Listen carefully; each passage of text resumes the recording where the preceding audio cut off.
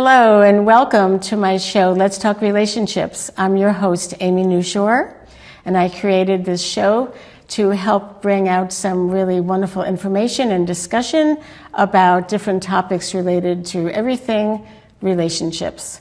So we'll be talking about, in my show in the future also, we'll be talking about love and romance, connection, marriage, and what I do in my private practice, just so you know a little bit about me, is that I work with couples that are navigating through either really hard times, like being in a crisis, and maybe haven't been in a crisis for a long time or just recently, or needing a tune-up in their relationship. So whatever people's needs are, I basically walk aside with them through the weeds, and we come out the other side. And there's nothing else that I'd rather do. So I decided to have a column in the two local papers, and also this show, mostly to bring out information that people are maybe thinking about and don't know a lot about, all kinds of topics. I particularly love talking about topics that aren't usually discussed very much. And today's show is about young love, and it's about being in one's 20s and being single. And I thought this would be a really interesting topic. And I have with me three wonderful guests.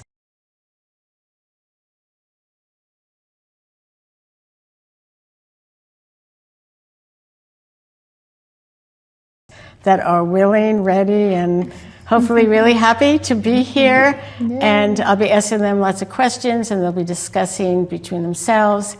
And I'd love to ask you to begin by sharing your names and just a few things that you love doing in your life, so we get to know a little bit about you. Yeah, I'll start. Okay. My name is Josiah. I've always loved sports, playing them, watching them, just being any part of them, and that's actually my major. And I just recently studied abroad in Spain, and so now I'm kind of addicted to traveling, so nice. That's something that I want to continue to do. And I noticed your eyes really are lighting up when you talk about the things you love. It's awesome. Wow. Okay, let's go ahead. I'm Jude. I'll get the cliches out of the way because I really like nature and traveling. But the whole arts interests me. I'm a visual artist, but theater and music are big interests of mine. I take a lot of inspiration in my visual art from prehistoric art, and that's me. Wow. Wow, I never heard of that. Anyone doing that. That's awesome. Okay. Thanks. My name's Lucky. I really like art too, just all types, music, writing, acting, so on and so forth. But I also really like being uncomfortable, just making sure, putting myself in situations that really bring out, a need to rise to the occasion, I don't see obstacles so much as opportunities. So I really like doing that. I like that little nervous pit in my stomach. That's super fun. Wow, I've never heard anyone answer like that. That is awesome. I know you well enough to know you love to grow and learn and become your fullest self.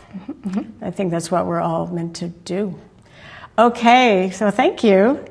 So the first question I just wanted to ask you, since we're talking about being single and being in the 20s, how is that for you? Is it by choice? Are you, I have no idea really, so I'm really wanting to know more about each of you and how you see being single at this point in your life. You want to start off, Lucky? You're being volunteered. I did say I like to be uncomfortable. So, yeah, so there was a lot of questions in that one question, right? So I do like, it is by choice, yeah. But I like, going out and meeting people, I do different dates and stuff like that, I had this one thing last year, I think I wanted to do 100 dates in 1 year or something. That was a New Year's resolution. That's what I wanted to do. I didn't get that far. I do like to work and stuff too, so that kind of got in the way. But maybe, the future. I like to, just meet people. I'm not tied down to anything, and I think that's what being young is about. And so you're not looking to settle down in a relationship? Not in so far. I'm open to being surprised, but, I'm just trying to meet new people more than anything. Okay. Thank you. Yeah, so for me, it's by choice. I'm not actively pursuing anyone. If it happens, it happens. I'm kind of in a place where I'm focused on trying to go forward with my creative endeavors more. So that focus is just not something that I can put into a long term, because I would like to date for long term. I don't really do casual. So it's not something that I could set forward concrete or, reasonable expectations. But if it happens, it happens. Sounds like no rush for either of you. No. And you're clearly focused on what you want to be doing. And it's all about doing things that are interesting to you and pursuing some things you might be passionate about and spending time focusing on those. Yeah, I feel like I'm in a similar boat. I had a 4-year relationship from junior year of high school to almost junior year of college. It was great. It was a learning lesson for sure. There's obviously its own struggles, but I've been single for a year and a half, so I've enjoyed it. A lot of time with friends. I got to travel without having that. That would have been very tough in a relationship. So I think being able to travel the world, it's a little bit easier when you're single. And yeah, I feel similar to them that if it happens, it happens. But I'm not really pursuing anyone. I'm happy. I'm happy being single right now and working on what I want to do, because I'm kind of deciding between a lot of options. And so I want my time to be my own. And this is so different from where I'm coming from, which is the baby boomers. And what do you really, just briefly, what do you know about my generation in terms of the focus on marriage, and what do you think that was about? What do you think it was like for me growing up, being in high school, and what do you think happened? I know all the pop songs were kind of about getting hitched. That's all I know. Sadie Hawkins dance? Yeah, I definitely think from what I've heard from family members and whoever that there was more pressure to get into something early, and that was more of a desire for people rather than what we're doing now is kind of like finding ourselves and working on ourselves financially and emotionally, whereas other people were kind of felt like they were pressured to get into something early on. Definitely. There was a lot of expectation early on, pretty much right after high school in the area that I was living in Westchester County, New York. And I found myself really interested in getting to know people as a way to be happy in my life, right? And I have spent a good amount of time in my life as a single person, and it's been the best experience. And it is just, I'm a very different person today than I was back then. There was a lot more dependency and low self-esteem and seeking external validation outside of myself. But I'm really interested in your generation because it's incredibly different, and there's things I still don't know, and that's why you're here, not just to educate me, but to anyone who actually is your age, and they may get some validation or learn something new from you, and then other people listening who are not in their 20s, that might be really an interesting thing to learn about your generation. So I was wondering if you can tell us about your generation. You're in Generation Z. And what's the basic sense that, from friends that you know, and just sort of like I know we can't generalize completely, but what's the culture like around relationships? Like, it does seem like people are waiting longer and they're a bit older than they were in the previous generation to even be married. But what's the general, if you can just share a little bit about what you see around the idea of romance and connection and partnership and marriage, like what's going on? I guess it differs from, what you'll know interpersonally, in your circle versus what you see like online and social media. And I think that's definitely like a big part of what forms Gen Z's opinion. Like interpersonally, I've known people, who are single, who are married, people who have kids, stuff like that. But social media definitely tells like a specific story about, how Gen Z should approach dating. It's a lot of almost, I want to say like advising people to have like sugar daddies and stuff like that. So that's definitely an aspect. So it's more transactional. Oh. Or more openly transactional, I guess, because I would say older generations, they kind of had that idea implicitly, like, the young lover then becomes the caretaker to the older, suitor who is also, has more money or something. But now, social media wise, it's like explicitly just transactional, I would say. Wow, Yeah. I didn't know that. I think there's definitely higher expectations at a younger age, which I think is a big turnoff for both parties, men and women. I think young women, at least from my experience on social media, like it is transactional. There's a lot of people that are looking for somebody that is 20 that will take them out on all these like dates, 5-star restaurants. It's like that's fun for people, but for men that can be a turnoff. It feels like pressure, and you kind of want your money to be your own when you're young. So that's a big thing, especially on the internet. Is there a tendency for the identified male person to pay for dinners and pretty much everything? Is that still going on? Because that's from a long time ago. Yeah, I mean, I think there definitely is. Obviously, it's not consistent, so there's plenty of people that are willing to go 50-50, or the women will pay, or like, it depends. But I think generally that's what seems to be the expectation. And it's kind of trending back into that direction of having the man pay for things. Interesting. Okay. So I actually, did a little research about your generation and just wanted to get a few statistics. We'll be a little loose about them because I can't say they're set in stone. But so there's been some surveys that have shown that nearly half of the Generation Z, about 46%, describe themselves as single, which I thought was really interesting. Does that seem to jive with what you know? A fair amount of people are single and choosing to be single.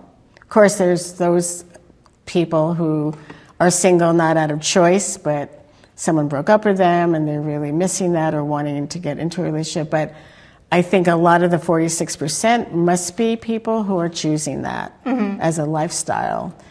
And and when we look at the youngest adults in your generation, which is 18 to 24, it's even more dramatic that 86% are unpartnered.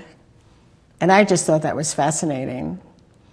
I actually, in my opinion, I think it's really good news, because what I'm hearing from you and what I've read is people are focusing on learning more about life on their own terms.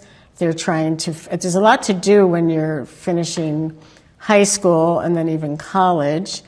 It's like you're on your own. What does that mean? What are your interests? What are your passions? What's possible? What do you want in life? And I think the more time people take to learn about themselves, that is such a wonderful thing to do. It will only bring more clarity and direction as to where they want to go in relationships. So, yeah, I thought that was really interesting. And what do you think the contributing factors are to why many people are choosing to be single? The lack of people in that relationships is like almost like a natural thing, whereas before there was more parental pressure in previous generations. Or parents would set people up with other people, you know what I mean? So I think it's less, like, I think people are focusing on the things that are in front of them, their interests, their hobbies, their career. But before, it was, I would say, maybe an unnatural push, for people to get married and people to date, I would say. So do you think that, I guess I'm going to list a few things I want to know if I'm correct. So like education would be a priority for people your age, working, mental health, like I think that more people in your generation are focused on becoming more and more of a healthy person, and more people perhaps are in therapy or just reading or watching podcasts or just learning about personal growth. So I think that might be a priority so that they can get to a place where they feel ready. I think your generation seems to be about readiness, right? I think you're right on all that. Yeah. I don't know if I have much more Yeah, to that's add. fine. We have lots more questions. How do you feel about the nuclear family? Marriage, nuclear family, kids. I haven't decided yet. Okay. It's something that I have to think about for sure. I definitely know I want kids someday. But the setup of that relationship is beyond me at this moment.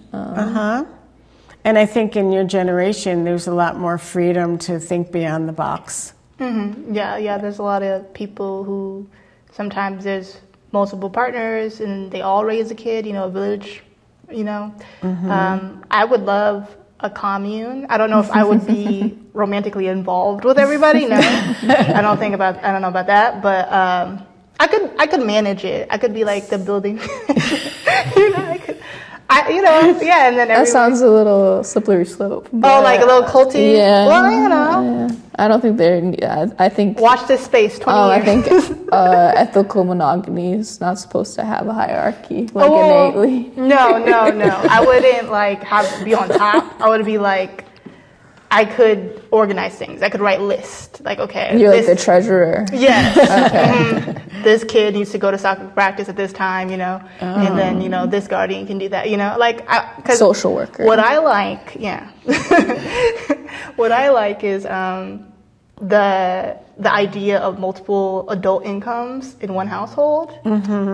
Like more than two. Yes, that would. More than one, yes. And more than two, and then it gives rise to quite a bit. Yeah, could you imagine kids that grow up in that kind of environment? They would basically have whatever they wanted, if they were in a 4-income household, What prompts you to want that? I'm curious. I guess I wouldn't want to raise a kid in poverty, but I guess a lot of people wouldn't. I think that's just. I don't think anybody wants to raise a kid in poverty. You know what I mean? So I think if I were to have kids, then I would want them to grow up with a lot of trusted adults, not just this idea of only you can talk to these two people, or because then if you can't talk to these two people about something, then who can you talk to? You know what I mean? So. It's that it takes a village to raise a child idea, and also money. So Right, so you're talking about a community to get more needs met. Yes. Right. Did you want to say anything, Josiah? Put you on the spot? Yeah, I think based on my experience, I do have a lot of trusted adults in my life. My aunts and uncles are pretty close to me, very close with my parents, and they're happily married mostly. And so I feel like that's something that I would strive for based on my experience. I have friends that have parents that are divorced, and I think I can definitely see that they have less of a desire to go out and pursue a relationship because they see what that can be, and I'm sure it sparks a little fear in them to. I haven't talked about it with them, but I feel like I can see that they're less wanting to do that and spend more time with their friends. Wow. So, yeah, I think I'm comfortable with that idea of a traditional nuclear family. But I definitely understand what Lucky's saying. I think that's a cool idea. I'm going to make a nation state at this rate. Okay, so interesting. So in terms of dating, how are people dating these days? Or like, how are people finding someone to date? We know that your generation is the first generation that got introduced to being online with the internet, gaming apps, just so much online. And I'm imagining that most dates happen through dating sites. And I'm wondering if people do meet each other outside of that, or is that a very small degree? What are your thoughts about dating and what's happening around you? I think I would say that for a lot of people, they have a similar mindset to us of like, if it comes, it comes. I'm not necessarily going out to pursue something. And so I think online dating can be used as a crutch instead of like, oh, I'm going to go out and pursue someone. It's like, well, if I come across someone, I come across someone. But if not, then I do have this backup of I have access to whoever I want on the internet.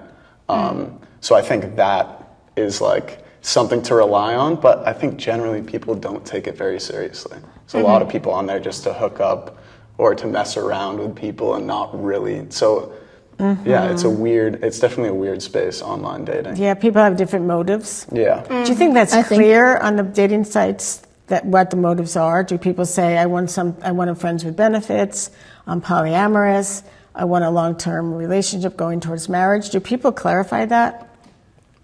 Yeah. But then sometimes people get blindsided at the same time too. Yeah. Definitely. I had a friend, it was her first boyfriend. I think she was like 25 when she had her first boyfriend. So yeah, people are delaying it. It was serious, she lost her virginity to him, so on and so forth. Kind of find out he was like 37 or something. He wasn't the age that he said he was, So while I think Gen Z in general were on the lookout for people who catfish, who pretend to be someone else, when someone shows their real face but they internally are someone else, I think sometimes that still blindsides people, for sure. And I think that's something that happens with dating apps because, it kind of aggregates your qualities, like, you like gaming or you like this, but like, who are you and what are your values? The app doesn't answer those questions. Yeah, I think that all those points brought up kind of boost up your guys' point about the transaction aspect of the relationships. With the transparency comes that transaction. Yeah, definitely. And I think to that point, you can look for whoever you want in a person because you have this access to, like, before online dating, you just go out and who's there is there. And you find somebody you get to know them. What you see is what you get. Right. Not always, but more than online. Yeah, I think it allows people to have an unrealistic expectation because they know they can meet anybody in the world online. So they might be looking for these like very specific things that aren't necessarily realistic for people at our age, but it can be because of the mass access to people, which plays to that point. There's something called the paradox of choice. Have you heard that? Oh, okay. I just got familiar with it like yesterday. And that means that there's so many choices that it gets confusing, maybe it's fun, it's hard to know who to contact, someone looks okay, but then someone else looks better. Like, do you want to say more, Lucky, about the paradox of choices and like what your thoughts are about it? I always call it like an embarrassment of riches, Okay. But I think as far as my personal experience with it, because I'm not like looking at people as like, what can they do for me? I'm looking at who do they represent themselves as, you know what I mean? And then what do I want the connection to be after that, you know what I mean?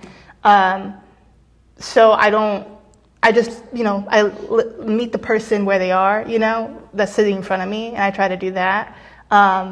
But as far as like other people's experiences, I have heard like even people who would have like years-long relationships only on Twitter, you know, and then they meet in real life and then end up pregnant immediately. Or like, yeah, some people like date on Discord. There's like Discord dating servers. And then they're just completely online relationships. So that's an interesting kind of subset of the, you know, embarrassment of riches, paradox of choices. Because then you have this completely online relationship. So whatever you want to imagine it is what it is. You know what I mean? Wow. And you alluded to something before, Josiah, about how people are experiencing the dating sites in terms of why they're doing it. And I was wondering, are people bored and doing it just for fun? Because I think you were kind of touching on that before. Generally, yeah, I feel like. I mean, there's plenty of people that go on seriously, but I think they get turned off by the fact that so many people aren't taking it seriously. So like an app like Tinder, like people will just go on and just joke with people, or yeah. So there's plenty of people not taking it seriously, but there's different dating apps for like different levels of, like there's Hinge, which is like generally for people that are taking it more serious. You never really know what's behind the screen and what people's intentions are.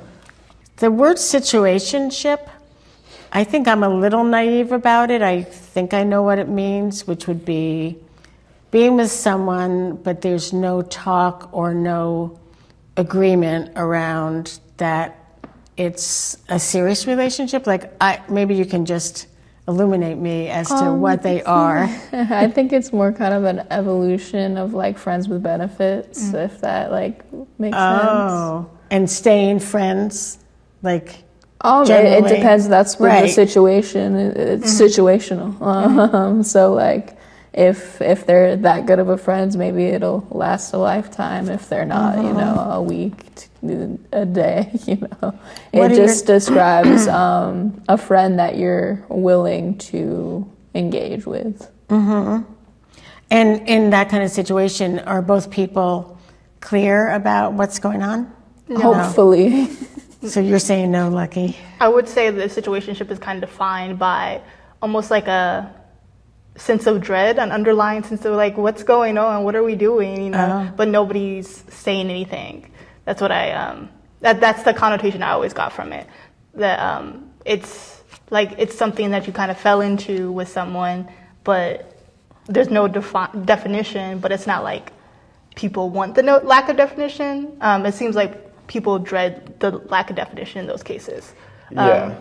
I think that's part of why it's called a situationship, because I think there is, like, friends with benefits is still used and they're very similar, but a situationship usually has a questionable connotation or a negative connotation of there is a lack of communication about what it really is or if it's going to turn into something. It's kind of both people are in a limbo about what it is. But I guess sometimes it can just be you have an agreement to that it is what it is.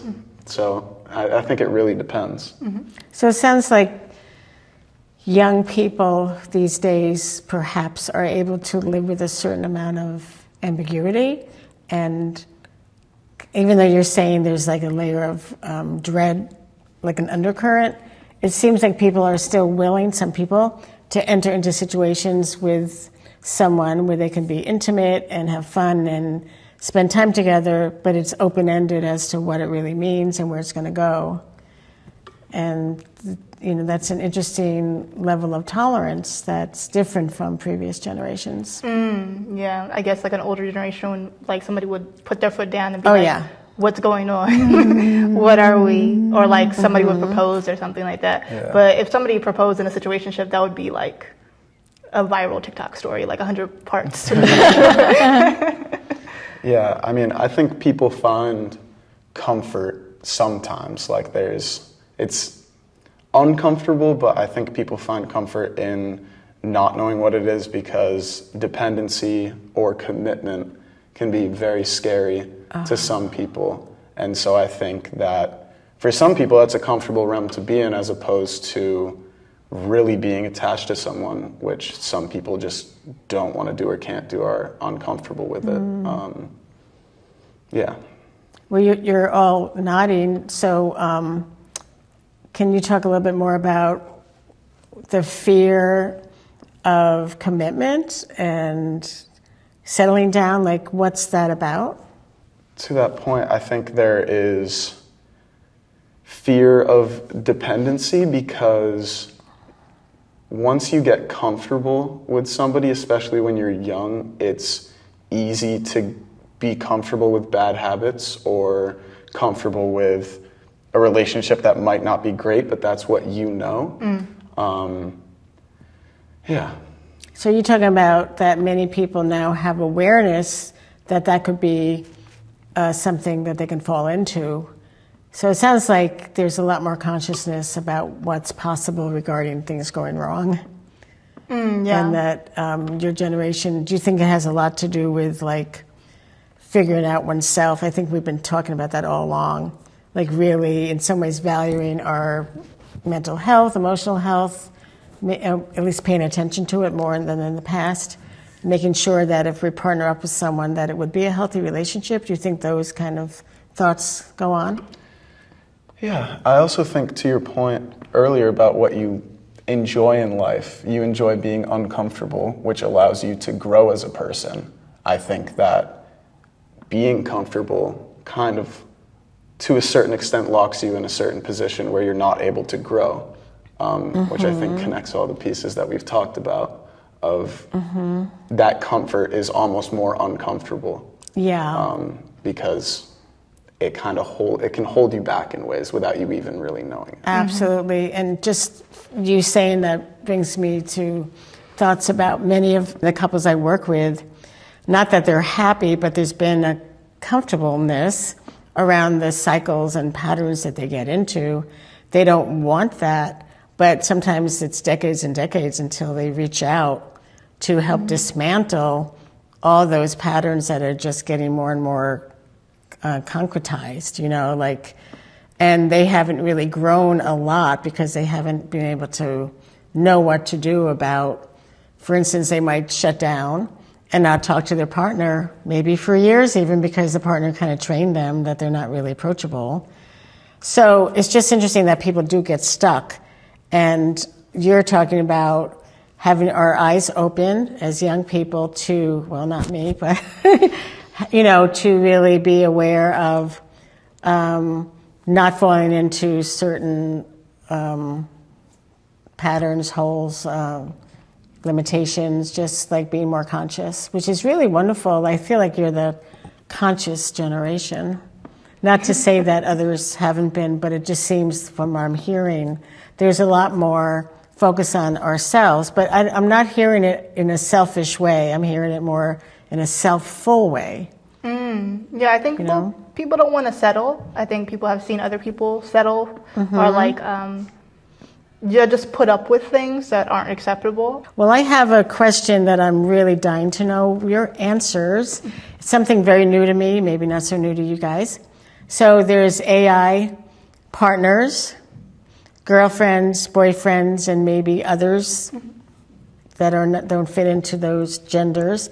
But what do you think about it? Because it is growing in popularity. I don't know what age groups are really going for it. I'm not sure if it plays a part in your generation. I would love to hear more about this, because what it seems is that the AI companion, from what I know, is oriented towards and built towards giving you what you want. So there's not these natural differences, and it's not really a real relationship, obviously. But in terms of why people might gravitate towards it, it might be an easy kind of way to get attention, to get reassurance, whatever it is, whatever you want. And I'm just really curious about what you know about it, if you know people who use it, what do you think? I think that it's the constant stimulation. To that point, they can give you whatever you want all the time, which a human isn't able to do that. So any hours of the day, whenever you want, if you want to be on it for 48 straight hours. I don't really know much about it, but I do know that there's definitely a desire for that constant stimulation. And there's no abandonment, is what I'm hearing too. Like Right. they're there for you at any time. Right. Yeah. Yeah. So that's interesting, yeah? Yeah, people know that it's not a serious thing. Nobody's like, I think if somebody was so out of touch with reality when they're using AI, they're using it for different purposes, not like, oh, this is my anime girlfriend. You know what I mean? Like that's somebody who's like basically essentially like role playing, you know, stuff like that. I don't take people like that too seriously, but I am nosy on the internet. I do like to read other people's business. And there's this Reddit, I think it's like r/my boyfriend's AI, something like that. And there's a bunch of like people, women, you know, whoever, who have like AI partners. And it generates art of them with the ring, you know, it's because they proposed and we went on a hike and stuff like that. So they carried their phone with them and hiked with. Yeah, okay. essentially. Yeah, I mean, at least they're getting outside. What might be some drawbacks in someone focusing a lot on a companion in that way? Well, it's not real. So I think that's a big drawback. drawback in itself. And yeah, you can get detached from reality. I'm sure it's like you said, it's probably a very minimal percentage of people that are really taking it seriously. But if you take it to a point, you're building this connection with something that's not real. I mean, you have the comfort of it never going wrong. So yeah, I don't know. I think that it not being real and you getting to detach from reality is probably the biggest drawback of it all. Yeah, I think, but some people want that in real life partners. You know, a lot of people, they'll complain about their real life partner not, you know, acting like the script that they made up for them in their head, you know. I think those people, like, they started, like, you know, complaining about another human, and then they went to AI to, you know, get that satisfaction of, you know, always being listened to. You know, you're never going to have an argument with AI. No. Never. Do you ask them to? Will you argue with me? Sure. Yeah. I mean, that would be my concern, is actual attachment. And depending on people's mental wellness, I don't know, it just seems like it could be dangerous. And also it sets people up for, you know, not very realistic expectations of what it's like to be in a relationship. Or to talk to a person. To talk to a person. Yeah, right. And keep talking. Okay. Who knows where it's going to go in the future? Who knows? It's kind of scary. So I was wondering, to get a little more personal with you, what would be red flags that you might notice that would really deter you from continuing on? Just curious, like what are some of your maybe bottom lines, or what you have experienced before in people, or what you could imagine? What would be red flags? I think if we're just talking about, you know, just meeting in general, I think just vagueness and kind of secrecy is not maybe the right word, but kind of a double speak to like maintain kind of a mystery, but it is more it adds to that vagueness. Like it's a sense of withholding. Yes. Can you give like an example of it? Like if someone's like, "Oh, I'm gonna take you out tonight at 9," you're like, "Where?" And they're like, "Don't worry about it. You'll love it." Oh yeah, that doesn't sound very good. Or about then themselves. you just met them like 30 minutes ago, you know. Right. Or even things about themselves that they're not very easy to get to know. Yeah. Gotcha. A little secretive and People who are self-flagellating, who, you know those people who are like, oh, I'm so ugly, I'm so hideous, you know, and then you're like. So are you saying confidence is attractive? Yeah, but also, I guess, willingness to learn. So it's okay to be like, stand in what you're saying and your opinion and what you think is correct. But it's another thing to be like, you also have to like, you know, be open to new information. So not being rigid. Yeah. So if yeah, you sense rigidity. someone's rigid in their thinking, and even in their lifestyle where they're not exposing themselves to new things or different things. Yeah. Rigidity. In fact, I've been told that the main, like, it's hard to distill what makes a relationship work best because there's a bunch of stuff. But flexibility is actually a trait that it works really well in our relationships and all of our relationships, because what we need to do is get out of our own way when we really believe something, think something, assume something, believe we're right, whatever it is, we need to get out of our own way and kind of reach into the other person's experience and be curious and learn about what their experience is so we can broaden our own perspectives. So flexibility is really important. I love I think that's what you're saying. neuroplasticity. Yes, and we could always, you're talking about the fact that there's thousands and thousands of brain cells called neurons, and they could form with each other around new experiences, and that's why, say there's someone who never could speak up in their relationship. Well, they learn to do that more and more, and the more they do it, the more the neural pathways get developed around that actual act of speaking up, so they can then do it more naturally. So we always can learn. We have incredible capacity. Yeah, what are some other red flags? I think, for me, kind of to Lucky's point, argumentative people, people that are looking for arguments. Generally, and in a relationship context, it's kind of like also lack of ability to communicate, like respectfully and be self-accountable. Instead, it's always turned on you.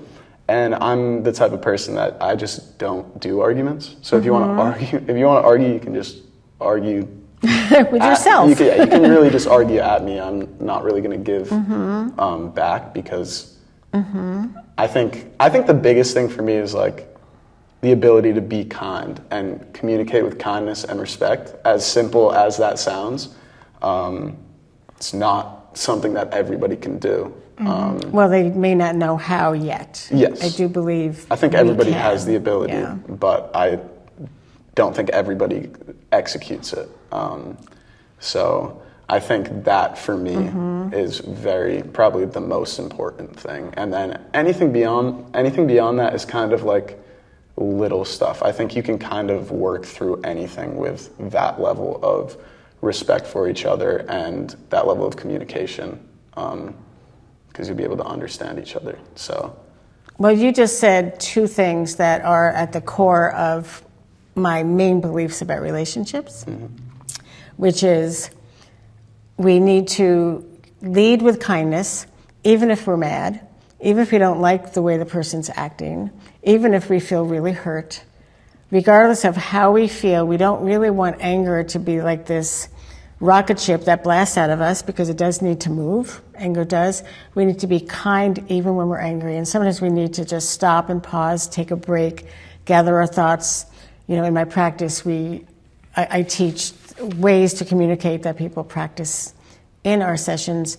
If we're not kind, we are going to have those problems. Like, it adds a whole nother layer of problems that we don't really need.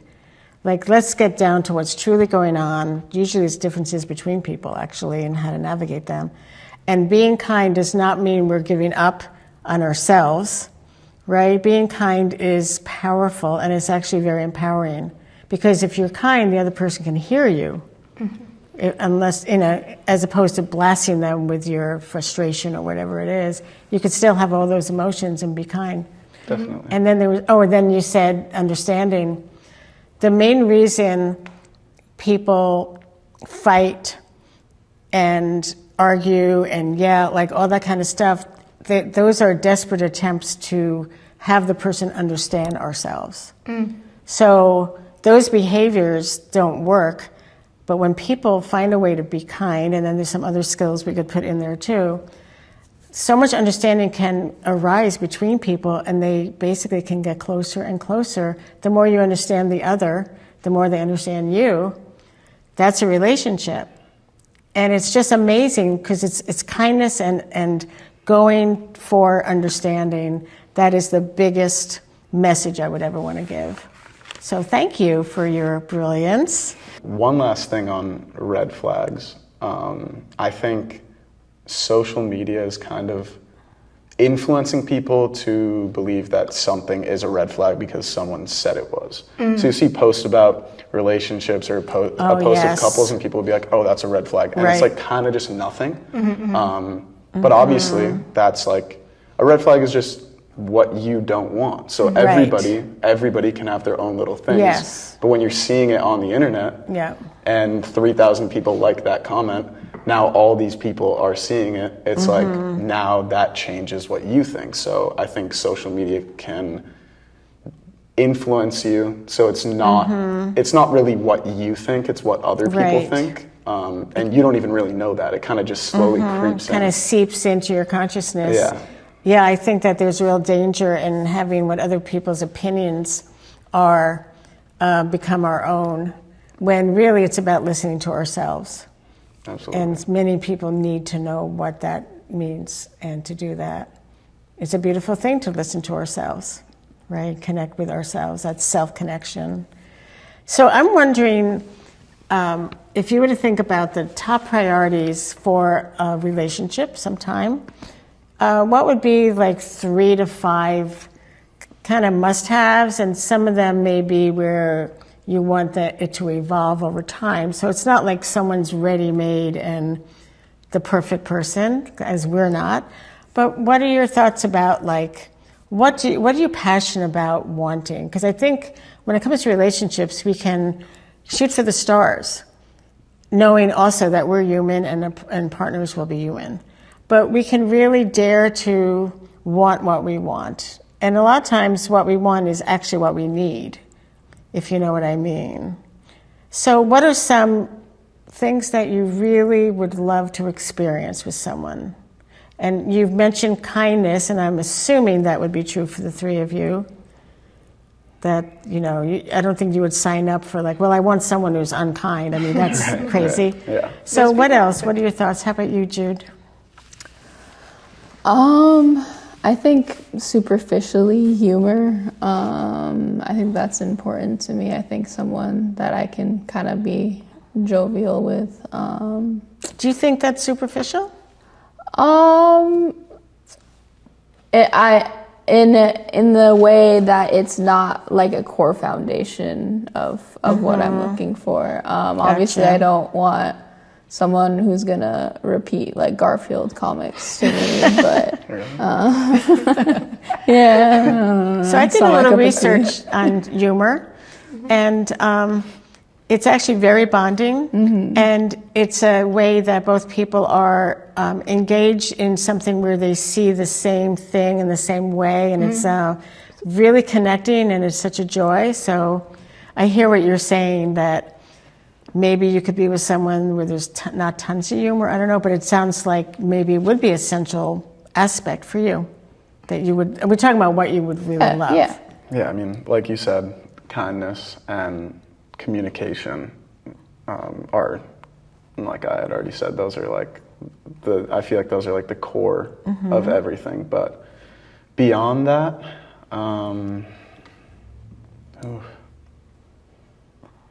Lucky, do you have anything?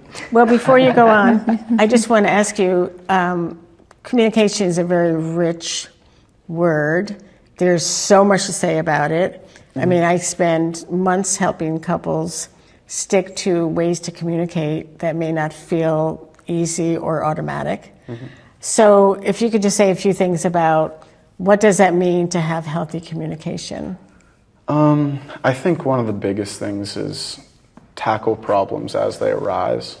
Don't wait for it to blow up to the point where you need to communicate it. I think that was something that I learned from my first relationship, was I kind of put things off because I didn't want to hurt her feelings. And then it ended up blowing out of proportion, and it ended up hurting her feelings way more. And then we got to the point where there's no communication left to do about that. It kind of worked itself out in the worst way possible. Right. And so that was never your yeah. intention. Exactly. But that's what's called conflict avoidance. because we're all, not all, many of us are brought up where conflict, it is not very appealing to us. We haven't seen conflict be handled in a respectful way where there's actually a great result. So we tend to hide from conflict. And conflict is, I don't even know if I like the word, because I think conflict comes more when people aren't kind with each other. I think maybe differences, different needs, or just misunderstandings. I think that those are what need to be attended to as soon as possible. And I think it becomes more conflictual later when it hasn't been handled well. So I hear what you're saying. I really like conflict because, like in like the writing sense of the word, conflict is just one person, not like arguing to be not being evil to people, but like conflict is just I want vanilla ice cream, the other person wants chocolate.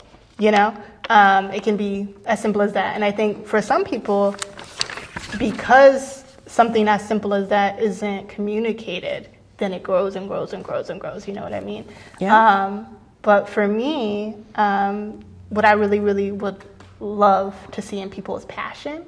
I think that's the artist in me, but I like, even like, I don't know, like people who can say the last, 100 years of, Disney and like how it started and how this, people who know all the names of all the artists that were working on it. And I'm like, rock on, that's cool. Like, cause you're passionate and also you did your homework, that's cool. Like, and I like to learn stuff. I like knowing trivial things. So if you know and want to share, like that's cool. I think when people don't have passion, they sometimes lack direction.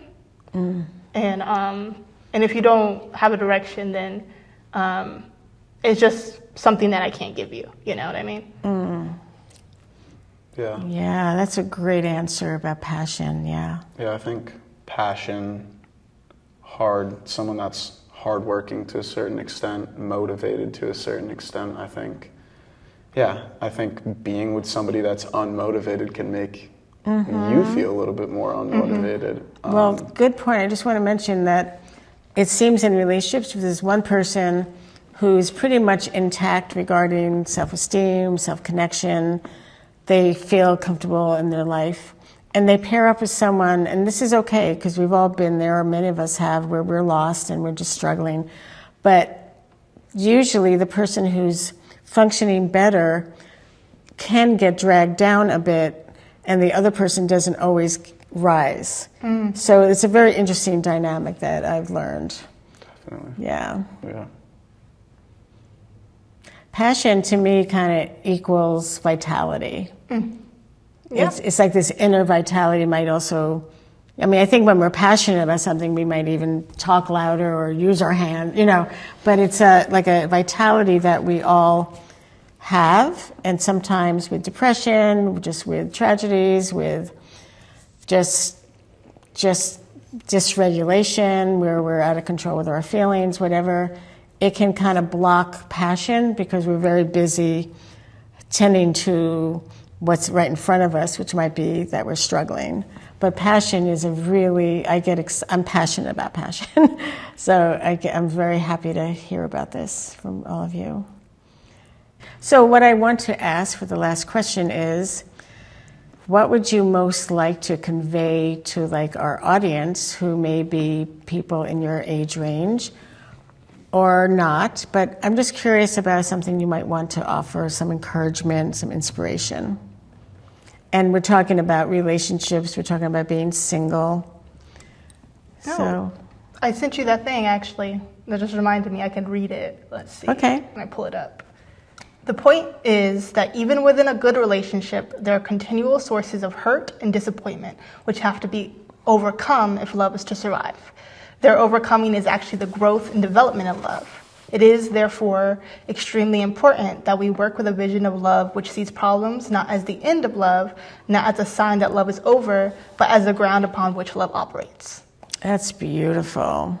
Yeah, and I don't know, I think I read that when I was like 18, 17 or something. Wow. And I think I see it, back to how I like to be uncomfortable. Like, that's not, the end of my life. That's like, oh, there's something here. Like, there's something cooking. There's something under the soil here that I can, build upon, And I've had, many friendships and stuff that like, I'm like, oh, okay, let's transform this, right? Whatever this issue is.